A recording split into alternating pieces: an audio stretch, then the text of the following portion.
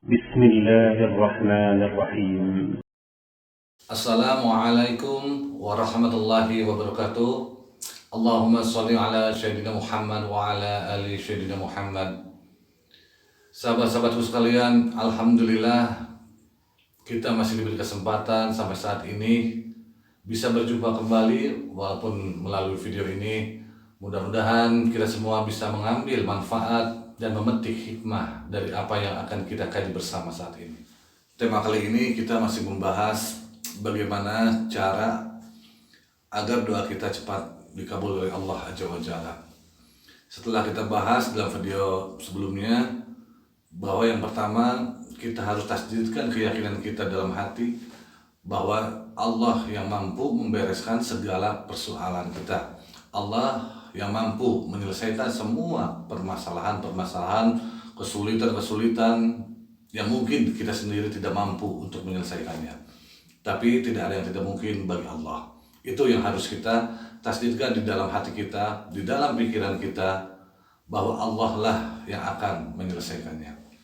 Langkah selanjutnya setelah semua keyakinan itu ada di dalam hati kita, langkah selanjutnya adalah kita memohon, meminta kepada Allah apa yang menjadi keinginan kita, apa yang menjadi hajat kita. Bagaimana caranya? Caranya adalah kita meminta kepada Allah dengan cara bertawasul kepada Allah. Bertawasul di sini dalam artian kita meminta, memohon kepada Allah dengan membawa amal baik kita ataupun amal soleh kita.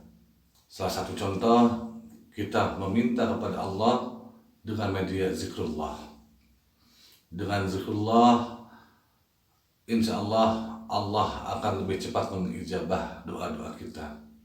Karena dengan zikrullah kita telah menyambungkan tali silaturahmi kita kepada Allah. Sinyal yang ada dalam diri kita ini bisa connect dengan sinyalnya Allah Rabbul Alamin. Mungkin yang jadi pertanyaan, zikir apa yang cocok dengan kondisi kita saat ini?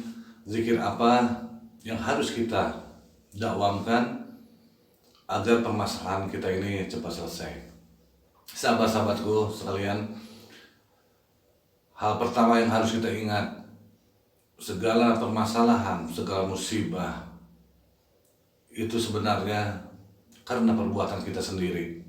Jangan kita menyalahkan orang lain, jangan menyalahkan keadaan, apalagi sampai kita kufur kepada Allah dan bersuudzon kepada Allah.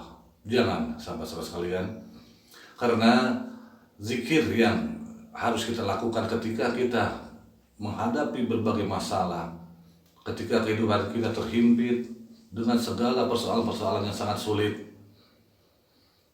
Yang pertama yang harus kita lakukan bukan memohon, meminta untuk diberikan jalan keluar, bukan itu. Memohon ampunlah kepada Allah dengan zikir sependek-pendeknya Astaghfirullahaladzim, Astagfirullahaladzim. Tapi poin terpenting yang harus kita ingat, bahwa keberhasilan dari zikir kita yaitu istiqomah. Istiqomah ini terus menerus. Karena yang harus kita ingat, satu istiqomah itu lebih dahsyat, lebih besar manfaatnya dibandingkan 1000 karomah. Setiap zikir itu ada ruhnya, dan ruh itu akan sampai kepada Allah kalau kita melakukannya dengan istiqomah.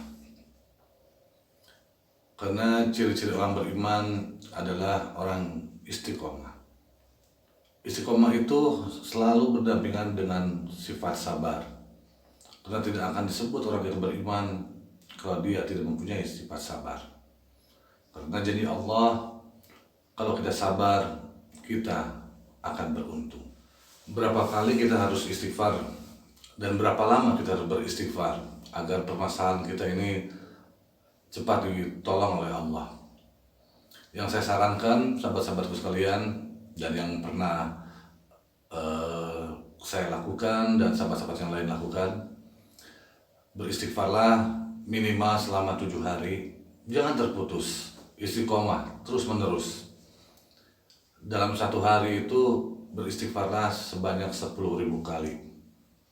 10.000 kali selama 7 hari. Setelah beristighfar selama 7 hari tersebut, itu belum selesai, sahabat-sahabatku sekalian.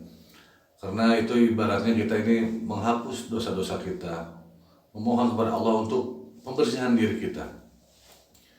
Setelah 7 hari kita melakukan istighfar, sehari 10.000 berarti 70.000 istighfar.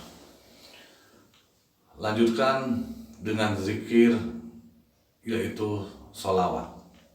Karena dengan sholawat tidak ada satu doa pun yang tidak akan dikabul oleh Allah.